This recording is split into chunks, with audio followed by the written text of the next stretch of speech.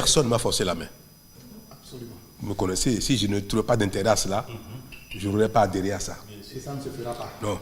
Merci Donc, beaucoup. j'adhère sincèrement. Et ce n'est pas non plus pour des raisons politiques ni électoralistes que on va utiliser les ressources du pays pour des fantaisies. Donc, c'est sérieux. C'est sérieux pour deux raisons. Je vous reçois ce matin. À ma demande, je souhaitais vous rencontrer pour vous dire que j'adhère vraiment à l'audit. Que j'adhère à son objectif. Et que personne ne m'a forcé la main. Absolument. Vous me connaissez, si je ne trouvais pas d'intérêt à cela, je n'aurais pas adhéré à ça. Et ça ne se fera pas. Non. Merci Donc, beaucoup. j'adhère sincèrement. Et ce n'est pas non plus pour des raisons politiques ni électoralistes que on va utiliser les ressources du pays pour des fantaisies. Donc, c'est sérieux. C'est sérieux pour deux raisons. Est-ce que notre outil qui permet de consulter nos concitoyens à l'occasion des échéances politiques, est-ce que l'outil est fiable? Rien n'est parfait dans ce monde. Que ce soit dans un pays sous-développé ou dans un pays développé, rien n'est parfait. Mais est-ce que l'outil a été mis en place de bonne foi? Est-ce qu'il n'y a pas de biais qui ont été introduits de mauvaise foi? C'est donc autant de raisons qui justifient que nous avons le courage à un moment de faire un stop et d'examiner nos outils que nous utilisons pour la vie en communauté. Donc, faire un audit à cet intérêt-là. Il a également un autre intérêt, c'est que si ce sont des gens qui sont crédibles, qui le font, ils peuvent également révéler à nous-mêmes, les autorités politiques, administratives, à l'opinion, quelles sont les réalités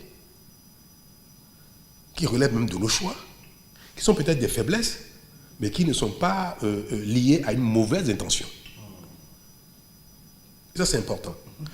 Il y a des choses que si vous voyez de vos yeux, de techniciens, de personnes indépendantes politiquement, vous voyez et vous le dites, ça aura plus d'intérêt, plus de force, que si c'est dit par le président de la République, qui est partisan, par les démocrates qui sont partisans.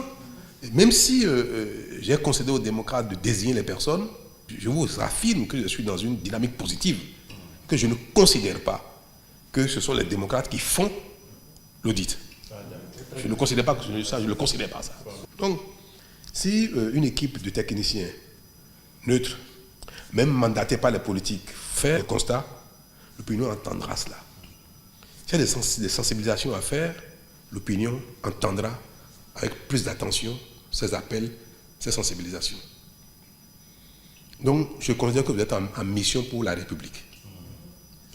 Vous n'êtes pas en mission pour la mouvance, vous n'êtes pas en mission pour l'opposition, vous êtes en mission pour la République. Alors, j'ai dit au président Yaïboni, que j'ai reçu avec les démocrates, que je comprends bien que politiquement, ils veuillent des modifications dispositifs électoraux, notamment le code. Et ça, vous le savez, que je n'étais pas favorable à une revue encore du code électoral. Je n'étais pas favorable à une assise nationale pour, soi-disant, un consensus national. Le pays va bien, le pays se porte bien. Nous sommes à 0 élections récemment, en 2022, 2023, sur les législatives. L'opposition qui a accepté de participer a gagné des sièges, autant que l'un des partis de la mouvance. Je crois que le nombre de députés démocrates est égal au nombre de députés BR. Ça veut dire que, quand même, notre système fonctionne. Et il suffit qu'on arrête de nous soupçonner les uns les autres pour que notre efficacité se révèle. Et l'élection des démocrates a bien montré que c'est à tort qu'on pensait que le code ancien était fait pour exclure des gens. Pareil, le nouveau code qui est en vigueur, qui fait l'objet de beaucoup d'appréhension, parce qu'on dit, mais oui, mais est-ce que ce n'est pas pour exclure? Je dis, ce n'est pour exclure personne. Au contraire, c'est pour renforcer le système partisan, pour contraindre les acteurs politiques à se mettre ensemble, pour créer de grands partis. cette contrainte vaut à la fois pour l'opposition que pour la mouvance. Si les partis de la mouvance se disloquent, ils vont perdre des élections. Si les partis de l'opposition ne se rassemblent pas, ils vont perdre des élections. Moi, je suis dans une dynamique de construction. Que cette demande de révision à nouveau du code d'assises nationales et consorts, je n'étais pas favorable. Et je leur ai dit, mais attention, l'audit de la liste électorale que vous évoquez, il ne faut pas que ce soit un prétexte pour rebondir sur la contestation. Vous n'avez pas eu gain de cause à mon niveau sur votre demande de revue du code électoral, sur l'organisation d'une assise nationale. Ce n'est pas parce que vous n'avez pas eu gain de cause là que vous allez évoquer un sujet d'intérêt. Est-ce que notre liste électorale est bonne? Est-ce qu'elle a besoin d'être améliorée? Que vous allez l'évoquer pour rebondir sur vos contestations. Il ne faut pas faire ça. Et je ne veux pas qu'on vous utilise pour ça. Je ne veux pas qu'on vous utilise pour ça. Personne ne devra vous utiliser pour ça. Je voulais compter sur vous pour nous aider à améliorer là où cela est nécessaire, pour nous aider à révéler aux uns aux autres même les faiblesses qui ne dépendent peut-être pas de nous, mais qui sont des insuffisances de notre modèle. Je vais vous dire de quoi il s'agit. Et je l'ai dit au président Yaïboni et aux démocrates que je les ai reçus, que le Bénin n'a pas de problème de liste électorale, que les élections au Bénin sont sincères.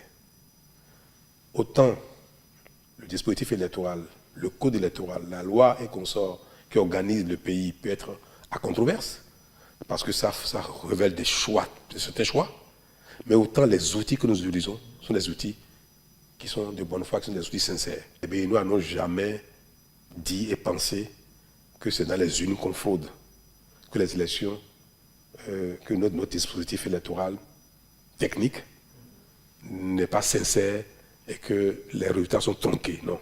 Depuis que nous avons engagé ce processus de renouveau démocratique, il ne faut pas que ce qui est de notre acquis commun, on le dénigre pour des raisons politiques. Les outils, les moyens que nous utilisons pour consulter la population, pour organiser les élections, ces outils-là n'ont jamais été soupçonnés d'outils permettant la fraude. Mais néanmoins, on ne peut pas dire qu'ils sont parfaits. Rien n'est parfait de l'œuvre humaine. Donc nous sommes disposés à les parfaire, à les améliorer du moins. Que la liste électorale, dont l'audit fait l'objet de le brandir, il faut le faire impérativement,